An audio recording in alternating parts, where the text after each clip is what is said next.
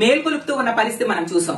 జగనన్న చేస్తున్న ఈ పోరాటంలో మా మహిళా విభాగం అంతా కూడా జగనన్న ఆలోచనలకు, ఆశయాలకు అనుగుణంగా ముందుకు నడుస్తూ జగనన్న వెనక ఈ పోరాటంలో భాగస్వామ్యులు అవుతామని తెలియజేస్తూ ఉన్నాను. ఈ కూటమి ప్రభుత్వం చంద్రబాబు నాయుడు గారి నాయకత్వంలో 3 నెలలైంది ఈ రాష్ట్రంలో అధికారంలోకి వచ్చి. సూపర్ 6 అంటూ ఎన్నో హామీలు మహిళలకు ఇవ్వడం జరిగింది. కానీ అందులో ఏ ఒక్కటి కూడా ఈ 3 నెలల్లో అమలు చేయని పరిస్థితి మనం చూసాం. కాబట్టి మా మహిళా విభాగం తరపున ఈ కూటమి ప్రభుత్వం మీద ఒత్తిడి తీసుకొచ్చి ఈ హామీలన్నీ కూడా సక్రమంగా అమలయ్యేట్టుగా మేము కృషి చేస్తామని తెలియజేస్తూ ఉన్నాను. అలాగే ఈ కూటమి ప్రభుత్వం అధికారంలోకి వచ్చిన ఈ 3 నెలల్లో మహిళల మీద హత్యలు గాని, అలాగే అత్యాచారాలు గాని చాలా ఎక్కువగా పెరిగిపోయాయి. కాబట్టి మహిళల రక్షణ కోసం ఈ ప్రభుత్వం చర్యలు తీసుకునేంత వరకు కూడా ఈ కూటమి ప్రభుత్వం మీద మేము పోరాటం చేస్తూ ముందుకు వెళతామని తెలియజేస్తూ ఉన్నాను.